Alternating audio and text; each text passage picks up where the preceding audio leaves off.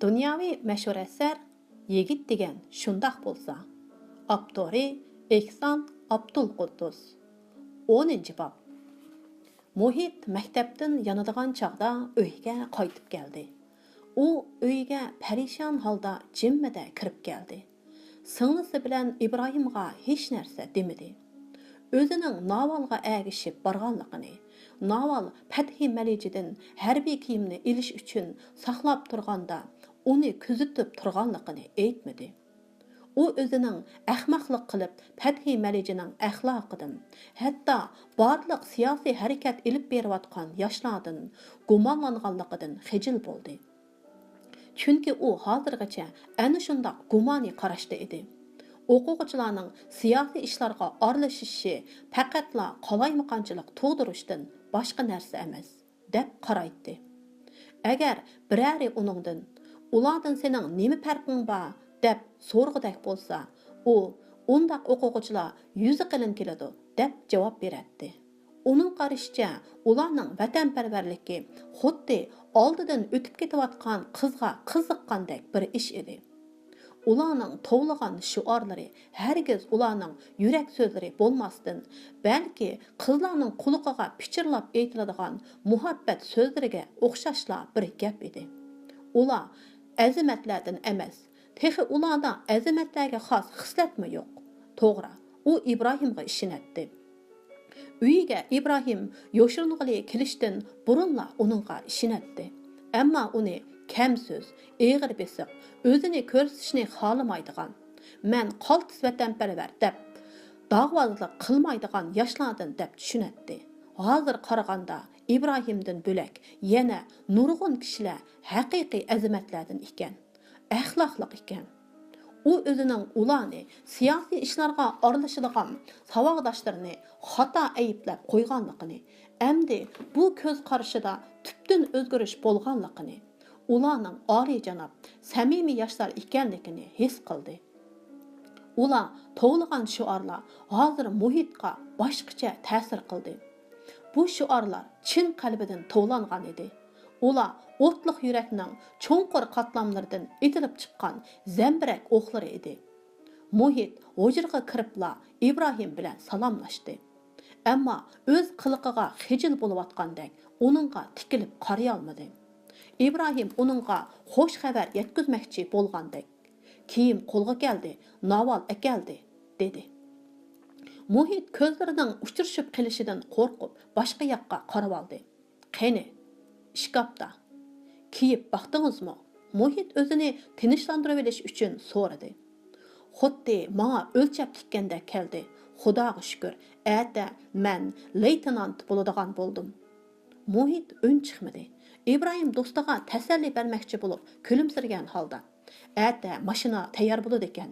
Shuning bilan hamma ish bitgan bo'ldi", dedi. Muhit burunqi gunohini yumoqchi bo'lgandek qizg'inlik va samimilik bilan, "Ibrohim, gapimni anglang. Rostimni aytsam, sizni ketkizgim yo'q. Dadammi shundoq. Agar atiki ishqa ishonch qila olmasangiz, bo'ldi qiling. O'zingizda ishonch bo'lguncha biz bilan turavering." Ibrohim Muhitning samimiligini dangsayotgandek uningga ko'zini uzmay qarab ketdi. Ma'lum vaqtdan keyin ahvol yaxshilanibmi qala. Muhit butun badanining qizib ketayotganligini sezdi. "Rahmat Muhit", dedi Ibrohim. "Yaxshisi men atili ketay. Men bu kunlarni hargiz unutmayman. Sizlar mening hayotimni qutuldirib qoldinglar. Sizlarga ovorchilik tepib berganim o'zimga ayon. Men sizlarning yaxshiliginglarni mangu unutmayman. Bu qilishga tegishli ishlar. Muhimi sizning bexatarligingiz kapolatga ega bo'lish kerak. Shuningda bizmo xotirjam bo'lamiz", dedi Muhit bo'g'ilgan ovozda. "Hayotimning bexatarligi ömrüm bo'yi kapolatga ega bo'lmaydigan o'xshaydi. Hech kimmo mendan xotirjam bo'lolmaydi ekan. Peshonamga putilganni ko'raman", dedi Ibrohim o'zini va taqdirini masxara qilayotgandek mo'risini qisib qo'yib. "Undaq demang, Xudoyim saqlaydi", dedi Muhit ko'ngli buzilgan holda. Ibrohim jim bo'lib qoldi. Muhit kiyimini yo'tkidi. Xeyli vaqtgacha ular bir-birining ko'nglini ko'tirish uchun maktab va cho'ng-cho'ng siyosiy ishlar to'g'riliq so'zlashdi. Bovay qaytib keldi. Muhit uning oldiga chiqmoqchi bo'lib manganda Ibrohim "Atiki ishni tog'amga aytmag'in" dedi. "Nimishqa?" hayron bo'ldi Muhit. "Hamma ish burunqidek bo'lsin. Tog'ammo xotirjam uxlasin. Chunki turmadan chiqishni kutish turmada yotgandanmi og'ir. Men chiqib ketsam, sizlar turmadan chiqqandek bo'lasizlar." Muhit toza qoyil bo'lmay, "Bo'pti, aytmay" dedi. "Hech kimga aytmag'in. Hamma achamga, Samiyagami aytmag'in. Navalga hech kimga aytmaslikni tapilab qo'yay" dedi Ibrohim. "Ma'qul" dedi Muhit chiqib ketib o'tib. Muhit chiqib ketib, bir ozdan keyin bir parcha Al-Ihrom gazetini ko'tarib qaytib kirdi. Ibrohim uning qo'lidan gazetni elib, o'zining ismini izlashga boshladi. Saqchilarning o'zini izlayotganligiga doir xabarni va qo'lga ilishlar to'g'risidagi xabarlarni o'qib, Ibrohimning chiroyidagi jiddiylik asta yo'qolib ketdi. Tushdan keyin soat 3 larda bovay uxlab qolgan edi. Tuyuqsiz ishik qo'ng'iriqi jiranglab ketdi. Ibrohimning yuragi ixtiyorsiz jig'i qilib qoldi. U hujumga o'tgan qahramondan qechib yurgan qahramonga o'zgargandan buyon mushundoq cho'chiydigan bo'lib qolgan edi. Muhitning ko'zoynak ostidagi qopqi xuddi qush qanotidek lipildab ketdi. Ular lappida bir-biriga qaradi. Ondan maslahatishib oldi. Muhit hujurdan chiqib eshikni him yopdi. Navalmo paydo bo'ldi. Uning chiroyi o'zgarib ketgan edi. "So'ramay turib eshikni ochma" deb topildi Muhit uningga shivirlab. "Bo'ladi." Naval asta mengib eshik tubiga keldi. Muhit xabar kutib o'rnidan qamirlamadi. U singlisining eshikdagi kichik to'shikni, ondan eshikni ochganligini angladi. Naval qaytib keldi. Uning orqasida Abdulhamdi bor edi. Muhit Abdulhamdini ko'rib, geliga bir narsa turib qolgandek arvoyi ushgan holda og'zini purishtirdi. Abdulhamdi uning bilan qo'l ilishib ko'rishdi va "Tag'am uxlab qoldimi?" dedi pichirlab. "Ha, yaxshi-ku" dedi Abdulhamdi hejib. Muhit ochig'ini yutib, gap so'z qilmadi. "Qaysi uydasizlar?" so'radi Abdulhamdi. Muhit hujursiga mangdi. Ondan eshikni ochib, bag yergangan holda "Kirgin" dedi. O'zini besib olgan Ibrohim Abdulhamdi bilan ochiq chiroy ko'rishdi. Uchaylan o'ltirishdi. Abdulhamdi o'zining yangi loyihasi bo'yicha salobatlik, eg'ir besiq, hozirgi eg'ir sharoitni to'liq mo'ljallangan odamdek o'ltirishga, ba'zi qarashlarini to'liq sharhlamagandek ta'sirot paydo qilish uchun oz so'zlashga, so'zlagandimi gapni qisqa qilishga, hatto kulkisigami chek qo'yishga tirishdi. Lekin Abdulhamdi hayal o'tmayla bu rolidan to'ydida gap xaltasini ichib etdi. Yanida boshqa odam yo'qdek kulayverdi. U ana shundoq asli qiyofatini yoshira olmaydigan, so'zman, gumonxo'r, shamolga qarab o'zgarib kishilarning ko'nglini ola oladigan odam bo'lib, bu hunarini ko'z-ko'z qilishga odatlangan edi. U turibla o'zining ko'prak so'zlab etib chakdan eshib ketganligini tuyib qoldimi, birdanla jimib qolatdi. Ammo tilini qichishtirayotgan hikoyalarini, masalalarga qarata ko'z qarashlarini va chaqchaqlarini davolmasa qiynalib ketadi. Ibrohim Abdulhamdini ko'prak so'zlatish maqsadida u gapdan to'xtagan hamon uning og'zini ko'chirdi. Abdulhamdi shu an o'zini bosolmay so'zlab ketdi. Ibrohim so'zlatish orqali uning qandoq odamligini bilmoqchi bo'ldi. "Saqchilarning ichida tunuydiganlaringiz bormi?" tuyuqsiz so'radi Ibrohim. Bu savol Abdulhamdiga tuyuqsiz bilindi. U sal ikkilinib turdi.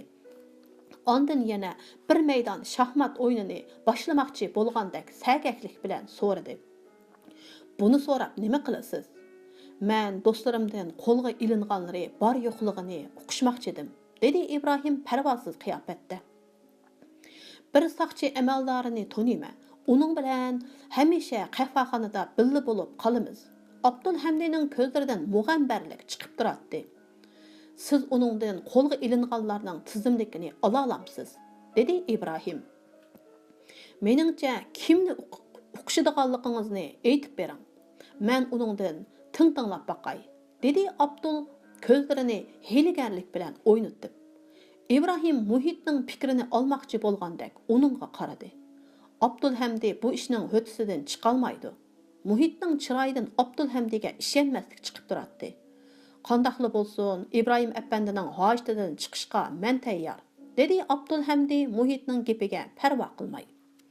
İbrahim cho'nqur o'yga cho'mib, xeyli vaqtgacha un chiqmadi. Abdulhamdi kulib turib, İbrahim әпәndi, menga ishonishingizni umid qilaman. Men sizlarning ishinglarni bilishni emas, sizning ishonchingizga erishishni xohlayman, dedi. İbrahim xuddi cho'ng bir maxfiyatlikni aytayotgandek tövan ovoz bilan, o'qishmoqchi bo'lgan og'inlarimning birining ismi Muhammad, Murtaza, yana birining ismi Samira Ayub. Muhit cho'chib to'g'ilvatdi. Nima qilganingiz bu? Bundaq ishlarni aytadiganға u shuncha yaxshi, ishonchli odammi? İbrahim Muhitga qarab qo'yib, beshini sangilatdi va "Men hozir har qanday odamning yordamiga muhtoj. Abdulhamdiga ishinaman", dedi kishini hayajonlantirgudek talaffuzda. Muhit ortiq gap qilmadi. U İbrahimni butunlay tushunib ketmasimi, shu topda maqsadini tushundi. Shu topdagi maqsadini tushundi. Xotirjam bo'ling. Men atila javob ilib kelaman. Abdulhamdiga birdanla jon kirdi. Biroq siz bularni saqchi do'stingizdan qandoq so'raysiz? Pəxəs bulun. Onu hergiz əcəb bu işini sorab ketdiğu deydiğən oyğa keltirib qoymasdın. Çandırmay sorang, aldırmang. Bolmasa onun gumanını qozğab qoysiz. 2-3 yoki 3-4 gün içində sürüştürüb bilsingizmi boludu, dedi İbrahim xotirjamlik bilan. Abdulhamdi İbrahimning o'zining aqlliqligini bilolmaganligiga afsuslangandek hijiyib turib, "Çataq yo'q. Bu ishni men o'tdi qildim. Bu qanchalik ishtaysiz", dedi. Abdulhamdi qizg'inlik bilan İbrahimga qo'l berib xo'shlashdi. Uydan chiqqanda İbrahimning endi o'zining olqiniga tushganligiga qattiq ishondi va fan-farosatiga barakalloh o'qig'ili tas qoldi. "Nima qilganingiz bu?" dedi Muhit İbrahimga pichirlab. İbrahim, "Do'stim ko'zlarimdan ko'nglimdagini bilib olmasin" deb Muhitga qaramasdan javob berdi. Bu uyni nazorat qilib turmasligi uchun uning ishonchiga erishishim kerak.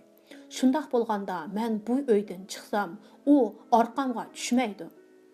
U sizning do'stlaringizni oshkorlab qo'ymamdi. Hech nima bo'lmaydi. Nimishqa endi? Dedi Muhit do'stining bag'ri qattiqligini ayblagandek. "Mening undaq do'stlarim yo'q", dedi İbrahim kulimsirab. Ehtimal undaq ismlik odamlar ko'rolmagan bo'lishi mumkin. Agar u saqchiga ma'lum qilsa, bizga foydali. Chunki saqchilar qaymoqib qoladi. Muhit hayron bo'lganidan turibla qoldi. Ondan azoblangan holda, "Menmi shundoq tushungan edim", dedi. Muhit shuning uchun azoblandiki, u qahramonlar yolg'on aytib odam aldaydi deb zodila o'ylamagan edi. Uningcha bo'lganda qahramonlar ilgirlaydi, o'limdan qo'rqmaydi, ochiq oshkor bo'ladi. U İbrahimning saqchilarni oldiganligini bilganida, bu aldashmi qahramonlik deb bunchalik azoblanmagan edi. Ammo İbrahim bir nevra akisini oldiganda u azoblandi. Nima uchun? U bir nevra akisiga ich og'rityaptamdi yoki bir nevra akisining aldangan, ahmoq qilingan odam emas, balki har qanday odam, hatto İbrahimmo tang kelolmaydigan aqlli, qoyil odam bo'lishini umid qilyaptamdi. Bunisi uningga aniq emas. Bu hissiyotni qandoq tushuntirishni bilmaydi. Abdulhamdi ketmasdan Samiyani izladi va uni hujrasidan topdi. Samiya chochlarini tarab, ko'ngligini almashtirib, bir jurnalni o'qib karvatda o'ltiratdi. Abdulhamdining kelganligini bilgachga uni kutyotdi. Uni zanglik qilishga, uningga ta'na qilishga tayyorlangan va gidib olgan edi. Abdulhamdi olaman deb palaqlagancha u o'zini cho'ng tutib yuratdi. Agar Abdulhamdi shu topda uning bilan ko'rishmayla ketgan bo'lsa, Samiyaning ko'ngli noiti yerim bo'lgan bo'ladi. Ammo Samiyaning ishonchisi bor edi. Kichkidan tortib uning hayotida o'zgarmay kelayotgan narsa Abdulhamdining muhabbati edi. Abdulhamdi ishik tubida samimiylik bilan kulimsiragunicha bir pas turib qoldi. "Mendan texcha xapamisiz?" so'radi u past ovoz bilan. Samiya qo'lidagi jurnalni qo'ydi. Uning kelganligini tuyuqsiz bayqagan tarzda mo'risini qisib qo'ydi-da, "Sizdan nimishqa xafa bo'latdim? Undaq qilishqa nima hatdim?" dedi. Abdulhamdi uning yeniga kelib o'ltirdi. Samiya neriroq surildi. "Singlim", dedi Abdulhamdi eg'ir besiq talaffuzda. "Siz bilan obdan so'zlashmoqchiman. Sizning nimishqa mendan ranjib qolganligingizni bilaman. Meni hergiz mushu 2 kunlik ahvolga qarabla to'y ishini yangi boshdan qilga tilga oldi deb qolmang. To'y ishi bu ahvollar bilan munosabatsiz. Buni obdan bilib oling. Sizni baxtli qilgudak va uy tutib ketgudak ishonchim bor." Samiya uning so'zini bo'lib etdi. "Endi bu gaplarni deb nima qilasiz? Dadam ma'qul degandikin bo'lmadimi?" "Yo'q, men sizni xotirjam qilishim kerak", dedi Abdulhamdi qat'iy talaffuz bilan. Ondan muloyimlik bilan shundoq dedi: "Meni unchavala pastkash chog'lamang. Agar men pastkash bo'ladigan bo'lsam, 5000 fond sterlingni allaqachon elib boy bo'lib ketatdim. Sizga bir yurish uy emas, balki butun bir binoni elib bergan. Sizni piyoda mangdirmay mashina olgan. Umma Gulsum, Tahiya, Karyuka va Zita, ya'ni bular Misrning urf-odatida to'yda ataqliq naqshchi usulchilarni chaqirib naqsha aytqizadi, usul o'ynatadi. Umma Gulsum, Tahiya, Karbuka va Zitalar Misrning ataqliq naqshchi usulchilar ekan. Zitalarni chaqirib ajoyib hashamatlik to'y qilgan bo'latdim." U Samiyaning ko'zlariga qarab to'xtab qoldi. Go'yo o'zining o'y xiyollarini mushu gaplar orqali Samiyaga aytmoqchi bo'lgandek qilatdi.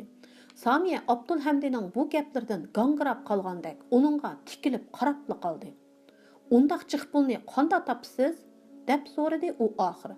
Abdulhamdi bu noyda oddiy ish degandek mo'rsini qisib qo'yib, "Bu qanchalik ishdaysiz? Taftish amaldori yoki soqchi idorasiga telefon bersamla ish bitadi. Bir telefon bilanla 5000 fond sterlingni olaman", dedi. Samiya birdanla esiga kelgandek cho'chib ketdi-da, oldirab so'radi: "Ha, mushundaqmi? Sarang bo'ldingizmi? 5000 fond sterlingni deb bizni baloga tiqmoqchimi?" "Agar men siz o'ylagandek pastkash bo'lgan bo'lsam, shundoq qilatdim demoqchiman. To'g'ri, men Ibrohimni tonimaydim. Sizlarmi tonimaydinglar? Ammo u cho'qim yana qo'lga ilinib ketadi. Bunisi amaliyat. Ammo bundaq ishni men qilmayman. Bundaq qilish gunoh", dedi Samiya jiddiylashib. Abdulhamdi kichikidan tortibla Samiyani gapiga kirgizib kelgashga gapni agitib, "Shundoq. Biroq bu oiladagi hech qanday odamni baloga tiqmaymi bu maqsadga yetkilib bo'ladi", dedi. "Qandoq?" dedi Samiya uning maqsadini bilmak bo'lib. "Bu oson ish. İbrahim bu uydan chiqqan hamon kayniga tushib, nega bordiganligini bilib olsaqlar bo'ldi." Samiyaning ko'zlaridan g'azab uchqunlari chaqnadi. "Abdulhamdi, bu nima deganingiz? Menga ochiqini danga, zodi nima demoqchisiz? Hozir mushundaq gaplarni qilsangiz bo'lamdi?" Abdulhamdi aqlliqligi bilan Samiyani aldab maqsadini yoshirmoqchi bo'ldi-da, uningga qaramay turib mundaq dedi: "Sizga shuni aytayki, men siz o'ylagandek pastkash emas. Agar mushu oilada oliyjanob bir odam bor bo'lsa, u men. Shug'unisi men sal boshqacharoq yo'lda manaman. Diplomning menga hojatsizligini obdan bilganligim uchun diplom olmaganman. Diplom bo'lmasimi har qanday odamdan ko'p pul topa olayman. Yana shunimi aytib qo'yay, menga Ibrohim ishondi. Sizlarga qaragandimi bakrak ishondi. Shunga boya menga o'zining hayotini qutuldiradigan bir vazifani topshirdi." Abdulhamdi bayan Samiyaga qilgan so'zlarining ta'sirini yo'q qilish uchun noyta qizg'inlik bilan so'zladi. Bu xuddi o'zining do'stiga yozib qo'ygan xatlarini o'chirib o'tishga uringandek bir ish edi. U Samiyani o'ziga tortmoqchi, qoyil qilmoqchi, o'zining kishilik dunyo haqidagi ko'z qarashlarga ishondirmoqchi bo'ladi. O'zicha Samiyani mol dunyo bilan rohat farog'atga qiziqtiradi. Ammo bu qiz aksi bilan dadasiga o'xshash do'tlik qilyotdi. Abdulhamdi bo'lsa, mushu do't qizni yaxshi ko'radi. U shundoq chechan turib, mundaq do't qizni qandoqmi yaxshi ko'rib qolgandi? Nemishqa bu qizni tashlab etmaydi? Yo'q, u cho'qim mush qizni oladi. Samiyani mol dunyo bilan rohat farog'atga erishtirdi. Ammo buning na'dan kelganligini Samiyaga bildirmaydi. Planini Samiyasiz o'zila ishga oshiradi. Maqsadiga cho'qim yetadi. Chunki u aql nuri yo'ritib turgan yo'lni aniq ko'rib turmoqda. İbrahim sizni nima qildi dedi Samiya. Abdulhamdi o'zidan bu qizning narini yaxshi ko'rib qolgansan, uni qandoqmi yaxshi ko'rib qolgansa deb so'rayotgan bir tarzda Samiyaga qaradi. Sizga aytmayman, bu degan sir. Men qaytay, tag'am uyg'onib ketib, vaz aytmasin, dedi u shaqqida o'rnidan turib. U eshik tubiga borganda kayniga burilib Samiyaga qaradi va ruhsiz bir qiyofatda "Samiya, gapimni anglang, ko'nglingizni to'xtating", dedi. Samiya uningga tikildi. U gangirab qolgan edi. Bir tarafdan kallasiga o'rnashib ketgan gaplar uni Abdulhamdiga tegmaslikka undaydi. Yana bir tarafdan kichikdinla o'zini Abdulhamdining xotini deb his qilganligi uni qiynaydi. U Abdulhamdini gapmi qilmay ko'zlari bilan uzitib qo'ydi. Abdulhamdi chiqib ketdi. Soatning ritmlik chikildishi bilan bu bir kunmi o'tib ketyapti. İbrahim bu uyga kelgandan buyon kunlar ana shundoq to'limu asta, ammo sarosima ichida o'tyapti. Hamma odamning ko'ngli g'ash edi. Ikki odam qattiq azob chekyapti. Naval ati İbrahimning ketadiganligini unutay olmadi. Bu uyda İbrahim bo'lmasa, İbrahimdan ayrilsa qandoq bo'ladiganligini u tasavvur qila olmaydi. İbrahim oxiri ketadi. Naval endi uni ko'rolmaydi. Uni kutalmaydi, hetliyolmaydi. Naval atini unutishga, İbrahimni unutishga, o'zini unutishga tirishib, biror ish bilan mashg'ul bo'lib, o'ylarni oraladi. Ammo hadisa xiyoli atiga ketadi. Ata uningga zulmatlik bir kun, jahannamning hongdak ichilib turgan darvozasidek bilindi. U bo'ldila, yo'qolan xiyollarni qilmay, eg'ir besig'roq, tamkinroq bo'laychi deydi. Ammo unda qilolmaydi. Uning İbrahim bilan billa ketkusi yoki o'zi akilib bergan kiyimni yirtib etkisi keladi. Navalga bu kiyim İbrahimni o'zining muhabbatini billa dafna qilib etadigan kepandek ko'rinib ketdi. Uning vaqirg'isi hatto o'zini o'ldirib olg'isi keladi. İbrahimning ketishini u hargiz xohlamaydi. İbrahim uning uzundan buyanqi orzusi, xom xiyoli bo'lmasdan, balki haqiqiy odam. Rasida bo'lgan bir qizning yurak torlarini tunji qatim chekkan yigit edi. Yo'q, Naval uni hargiz ketkizmaydi. Biroq Naval yig'lashdan boshqa o'ziga amal topolmadi. Ko'z yoshlari yuragiga tamdi. Yuragidan teshib chiqib yostiqni ho'l qildi. Kecha atrof tun uyqusiga cho'mgan edi. İbrahimning ko'ngli g'ash edi. U buning sababini topolmayotdi. Ammo obdan o'ylashga, iqror qilishga jur'at qilolmaydi. Uning butun o'y xiyoli qechish planida edi. Aron qo'lga kelgan ati uchun xo'shal bo'lishga tirishadi. Qechish planining tunji qadami o'ngishli bo'ldi. Shunga u xo'shal, umidvor bo'lsa, hayajonlansa to'g'ri bo'ladi. Ammo u bunda qilmay, nemishqidir kayıpsizlanatdi. Atining kelishini xohlamayotdi. U bugun tugimasa, ata kelmasa, men uydan ketmasam ekan, deyotdi. Uydagi hamma narsa İbrahimning ko'z oldidan bir-birlab o'tdi. Muhitning yeziq ustili, yuyunish uydagi suv jumuki, o'zi birliqatim yoshiringan balaxona, chinila, bu uydagilarning obrazini ko'z oldiga keldi. Bovayning chiroyi, dadasining chiroyi bilan, mo'mayning chiroyi, onasining chiroyi bilan birlashib ketdi. Samiya, Muhit va yo'q, u Navalni ko'rishni xohlamaydi. Uning chiroyini ko'z oldiga keltirmaydi. Chunki Naval uningga mansub emas. Uning Navalni o'ylashga haqqi yo'q. Ammo Naval uning xiyolidan chiqmadi. İbrahimni texmi azapqa saldı. U ümitsizlik ichida to'lg'inib, bu azobni unutishga tirishdi. O'zini men uning bilan muhabbatlashganim yo'q, bundaq bo'lishimi mumkin emas deb ishontirmoqchi bo'ldi.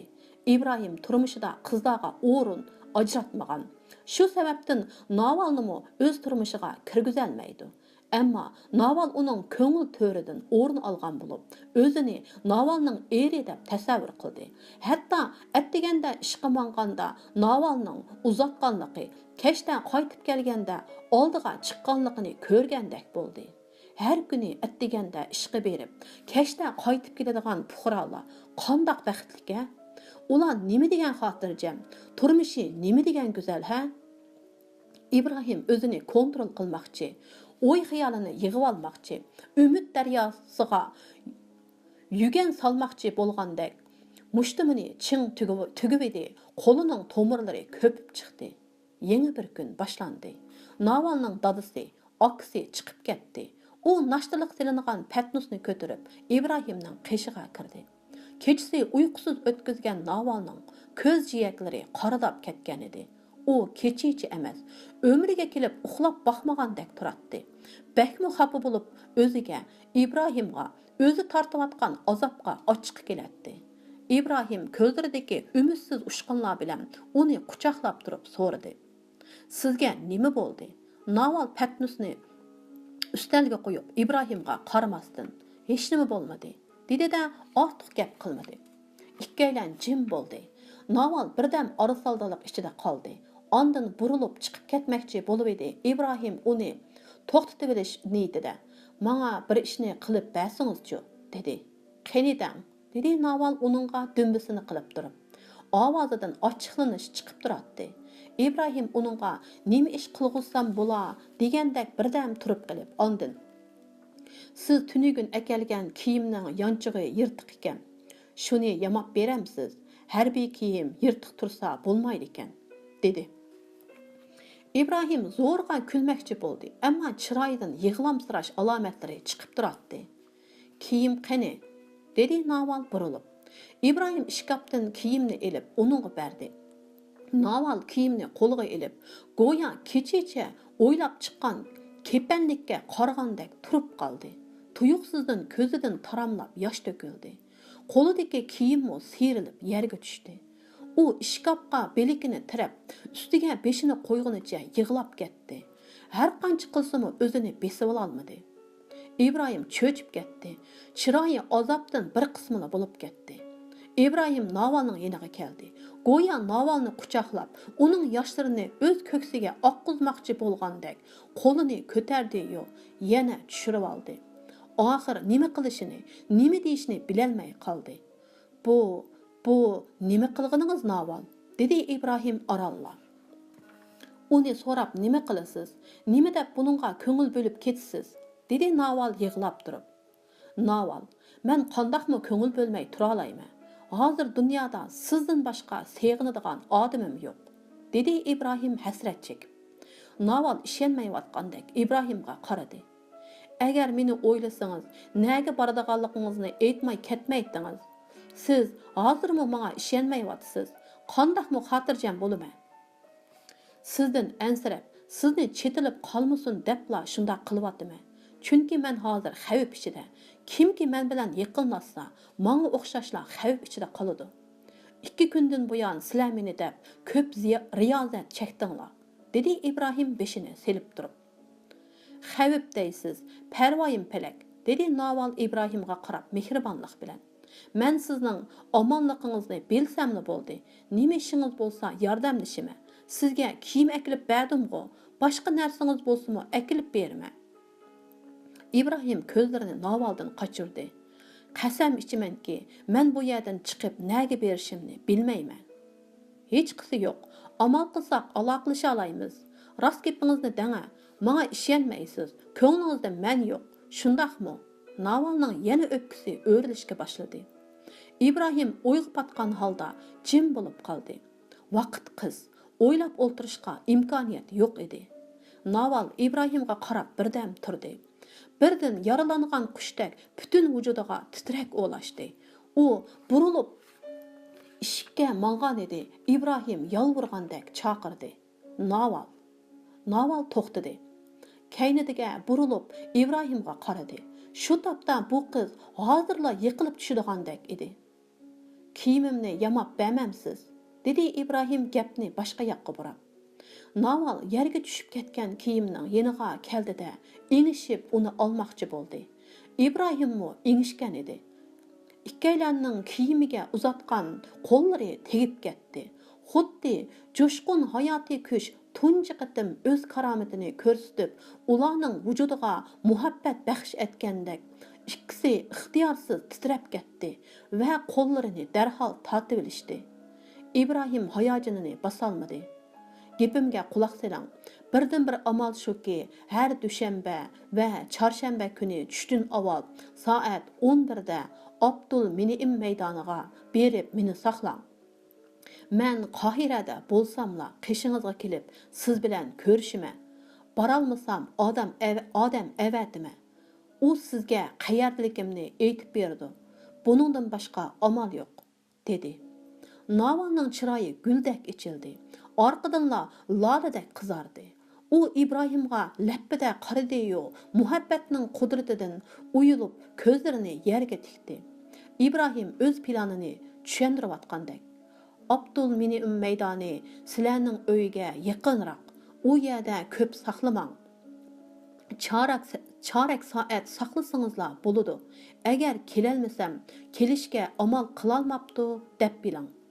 Naval bu gaplaringiz ko'nglimda paydo bo'lgan umid ushqunlarini yo'qotyotdi degandek ayiblash talaffuzida. Yo'q, Xudoyim madad berdi. Siz cho'qim borasiz, dedi. Naval shirin his tuyg'ularga cho'mgan holda kiyimni elib chiqib ketdi. Shu topda uning yuragi tunji muhabbatidagi tunji uchrashishga intizorlik bilan talpinmoqda edi. 10-bob tugadi.